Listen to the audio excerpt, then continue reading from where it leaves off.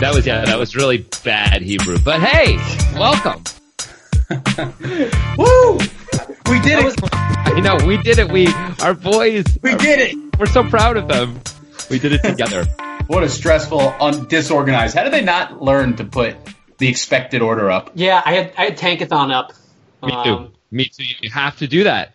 Otherwise, I mean, they tell you as you go, but it's still not the same. You need to know right away what team you're rooting for, to come up next. I was fist pumping every time up until that Sacramento jump. I guess we should probably start recording or something because I figure I'll throw some of this in. Good. Jonathan coming in with that's great. Yeah. It's been so many times the Celtics have had legit shots at the number one pick. Like last year, the Marcus Smart year, the Tim Duncan year, the Greg Oden year, and it's like every year it's like they've stayed in their spot or fallen backward. And this is the first time. I guess they just stayed in their spot here too. But the first time they really got what we've all wanted them to get, like the true prize they have. Hell of a 24 hours. I was just saying that this is the best 24 hours for the Celtics as a franchise. I think I was saying since they advanced to the finals last time against the Lakers. I mean, this is the real question now is assuming I don't think they're going to trade Fultz. I think they're going to take him. Yeah. You take the number one pick.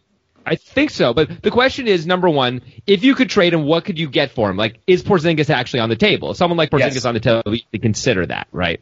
Number one. Number two, if you take him, like I assume they will, what are you doing with your backcourt? Are you not worrying about it for a year anyway because you figure it's going to take Fultz a year to be where you're not going to let him, you're a good team, so he's just going to have to come off the bench and that's that. And then figure it out in a year when Avery and Isaiah are free agents and not worry about it basically. Avery Bradley proved his value as a playoff player. I can't see the Celtics trading him. Does this make Smart expendable? It does, but I mean, they don't.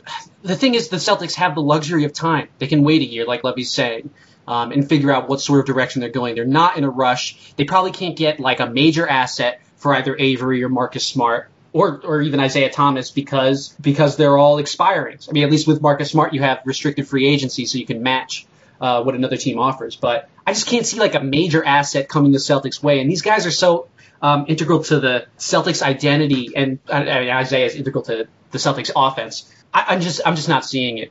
Also, I personally feel like Jimmy Butler, Paul George off the table, not interested. Yeah. This is worth way too much than those guys are. If you have the number 4 pick, sure. What value does the 2018 have right now? Because the Nets are still expecting. So couldn't you swing something the 2018 and something for Jimmy now that Terry, Marcus might become expendable? But do we need another wing player anyway? Don't the Jimmy's Celtics too ball dominant? Jimmy's too ball dominant for me. He just doesn't fit the system all that well. Don't you want a guy who's going to be in the right window? I mean, I feel like I'm all for keeping the 18 pick unless there's the right deal, not just a good deal. I want the right deal. Porzingis done. Straight up, would you do the number 1 for Porzingis? Oof. No. I would also say no. I would say no only because Porzingis had kind of a down year after, a poor year for him after his rookie year. It was he rebounded poorly. He didn't take the big leap forward that we expected. Had he, you probably couldn't trade the number 1 pick for him anyway. I would lean towards no pretty strongly, but if Danny did that, I would not freak out. I see Porzingis' ceiling as you can have him as the second best player on your team. I think of Porzingis as a super souped up role player. Just not a guy who's really got that self-creation ability that typifies number 1 stars. Guys, let's just set the record straight that it's Fultz. Do you think Danny Ainge and company wants LeVar Ball anywhere near the team? Do you think that LeVar Ball plays a role in any of this? Yes. I do too. I mean, I think if everything else is equal, you would take Fultz because you don't have to deal with the whole, we want to play in LA and questioning stuff that you don't want to deal with. Why have to do any of that if everything else is equal? I don't think it's equal anyway. I think Fultz is the better prospect, and I don't think I'm alone in thinking that. I think the vast majority of the scouting and basketball world thinks that. So to me, it's probably going to be a really easy pick for Danny Ainge, but there's got to be at least a tiny chance that he sees something in LeVar Ball Lonzo that we don't. And if he does, if he thinks Lonzo's better, he should take him, right? He still should take him. I mean, I think you're underestimating the amount of Lonzo backers there are. I mean, I've heard, at least like from Chad Ford, that NBA front offices are generally pretty split on Fultz versus Ball. And I don't know if that's true or not. That's just what he's reporting, and he's plugged in. And I know he edits his draft boards, but he's more plugged in than most. I bet he's more plugged in than I am.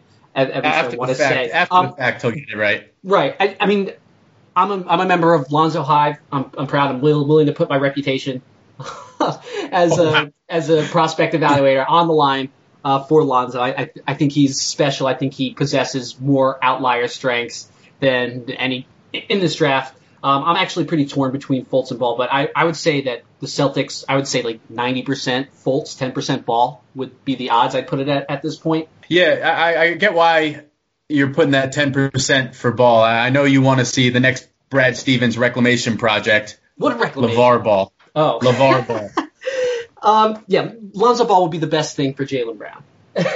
Hands down. You're saying about Jaylen Brown, though. You picked the better guy. Well, I mean, I think one of the main selling points of Ball, if not the main selling point, is that he makes all his teammates better. I mean, I know, of draft Twitter, like Dean DeMarcus thinks that Lonzo Ball is the best player in the draft. So does J.Z. Maslish. There is a lot of there are some members of Lonzo Hype, but other people have him at like 5th or something and don't think that he's a lead guard in the NBA because he's not, doesn't have the greatest handles or elite burst or the typical stuff that you see from a lead guard. But I guess I would be shocked if the Celtics didn't select Markelle Fultz.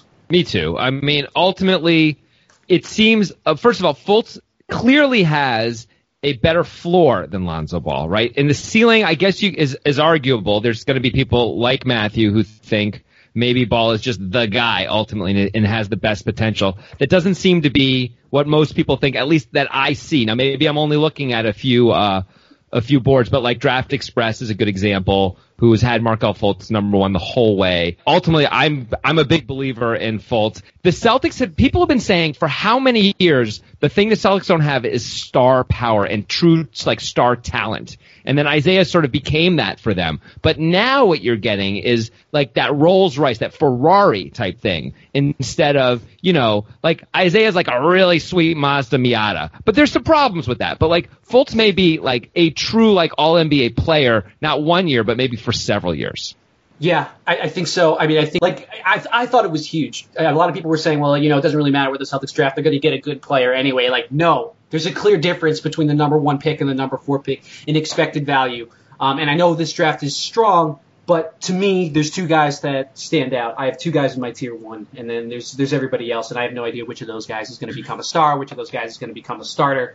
I imagine very few fall below that. But there's a huge difference in value between a guy who might be a Hall of Famer and guys who, have, I guess, like a long shot chance at that. At least I can realistically see it with guys like Fultz and Ball. No chance of Josh Jackson, right? No, we don't need another blue-collar, super aggressive guy who can't shoot. No, thank you. Yeah, so we have plenty of time to talk about Markelle Fultz. We'll have some time to debate Ball. I think I want to continue my potential Celtics series by getting someone in here who's a real big believer in Lonzo Ball, just to shake things up a little bit. Zaire. Yeah, that's right. Zaire is gonna be pushing hard for Lonzo Ball. Paul Pierce had a great tweet. And look what I leave behind for the Celtics on my way out. Number 1 pick. Smile emoji, thumbs emoji, praying emoji, fire emoji. That's great. All the emojis. So there's some serious salary cap implications for getting the number 1 pick. If there is a downside there, it's that you got to pay the number 1 pick more, and that's going to make it harder for the Celtics to open up max cap space this summer. I think the first move is going to be to waive DJ and Jordan Mickey. Why can't Demetrius Jackson? Sorry, I couldn't remember DJ's name. He's the point guard of the future, man. Come on. And Mickey was a steal of the draft. I was so excited about him. Mickey hype train, James Young hype train, RJ Hunter hype train, Abdul Nader hype train. Oh man, I still like Nader. I haven't given up on him. The Celtics are gonna. I'm assuming they're gonna try to stash Yabusele. I mean, I think Yabu ultimately has to agree to that. He can basically say, I'm available to be signed. If they don't sign him, I think they've got 1 calendar year, and if he doesn't sign or agree for them to retain his rights. I think he becomes a free agent. I'm pretty sure that's how it works. If he's like, I'm ready to sign and the Celtics refuse to sign him, that's like their problem, ultimately. They could also, instead of stashing Yabusele, they could move Terry Rozier and free up enough cap space to get either Gordon Hayward, either to get Gordon Hayward or Blake Griffin, who are eligible for 7 and 9 year maxes, and that opens up just enough cap space for the Celtics with that number 1 pick in the fold. Cool. So Terry Rozier will be running the point for the 76ers. Gordon Hayward will be on the Celtics. Jay Crowder will be traded to another team. You don't know that. I just named 3 things that I know are going to happen. What do you mean? What part don't I know? The Jay Crowder's going to be traded? If they sign Gordon Hayward, do you think they're going to keep Jay Crowder and Jaylen Brown? Seems hard to imagine. Oh, man. Yeah, I like that. I like that. The Celtics have had this extraordinary year, but it wasn't so good that Danny Ainge thinks, well, I have to push all my chips in the middle right now and get whatever I can for these picks because we got to go for it, you know? Like, it's very clear that there's a top tier in the NBA and the Celtics are outside of that tier, and one more piece ain't going to do it, and I'm grateful because I want to keep Fultz, and unless we can get something great for the 18 pick, I want to keep the 18 pick. I want to build with the new kids. I want to be the Thunder, except without losing Kevin Durant, or the new Warriors, you know? All right, it is playoff season, and having the right players on the court will be the key to success. That sharp outside shooter or power rebounder, or Gordon Hayward, could be the difference between winning and losing. Business is not any different. Your company needs the right people to be the best. So where do you go to find the top talent? Well, you go to ZipRecruiter, where you can post your job to 100-plus job sites with a single click.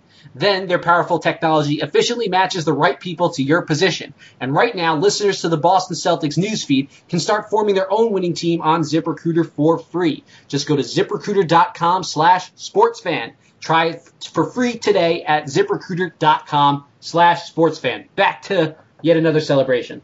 Quotes from Danny Ainge, a lot of them.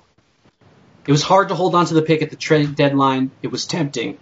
It's hard for me to be patient. I like action. And then he said on the number 1 pick, it's going to be a tough choice for us. So I have no idea if Ainge is just throwing a bunch of doublespeak at us or what. But he has been patient. I don't know if that's truly his nature. But he also said Isaiah can play with anybody. He's a basketball player. You know those Mormons love action junkies. You know, there's a lot of gambling. Oh, wait, maybe not. I don't know. You should know. I should know, but I don't know if Mormons gamble. Everyone gambles. That's the answer to that. So, Herolibus Vulgaris tweeted that Ainge should play some poker with the Lakers, make them pay something to get ball. Sort of an interesting. I can't imagine that this would really happen, but it'd be sort of a fun, interesting thing to do if basically make the Lakers do what the Chicago Bears had to do and pay a little extra to make sure they get their guy, get them to throw in a few extra stuff. I mean, what's the worst that could happen? Then the worst that could Lonzo Ball. Right, that's the worst that could happen is the Lakers take your guy. It depends on how. I guess it depends on how serious you are about Markelle over Lonzo or not. I just wonder if there's like anybody on the Lakers who would like make sense. Like Ingram, I guess, would be the guy. That's not happening. No, probably not. No, Magic isn't dumb enough to do that. It's too bad. Oh man, did the Lakers dodge a bullet on this one? Yeah. Oh my gosh. So the Lakers are the biggest winner. Then the Celtics. I don't think anybody else could be considered a winner here. Philly, maybe they moved up a spot, and it's not so bad that the Lakers pick doesn't convey because it'll just convey next year, and I don't expect the Lakers to take a major jump. So I guess they come out neutral, I would say. And then the Suns, the poor Suns, they'll get a good player. They'll get a good player, but not a true sure thing. I actually went on the Suns subreddit. It's Pepe the Frog holding a double-barreled shotgun to his head. That's pretty great. Just feels good to get one of these. I've watched like 6 of these. Always excited to get the number 1 pick. Always the bridesmaid, but not anymore. And it feels great to have that ring around my finger, you know? All right, that'll do it here at Celtics Roundtable. A very happy edition of Celtics Roundtable. What a couple of days for the Boston Celtics. Closing out Game 7 and getting the number 1 pick. We'll have plenty of time to debate who should be number 1 and get a variety of opinions on there. But for our next pod, we're going to turn to the Cavaliers series, and in just a few hours, we're going to be previewing that. So thanks for tuning in. Be sure to subscribe to the Boston Celtics newsfeed. Follow us on Twitter at CLNS Roundtable. Make sure to give us a 5-star review on iTunes if you're digging the show. We'll be back in just a few hours to preview the Cavs series, so stay tuned. That was Jonathan Levy, my brother Jonathan, I'm Ed Ignal. We'll see you next time.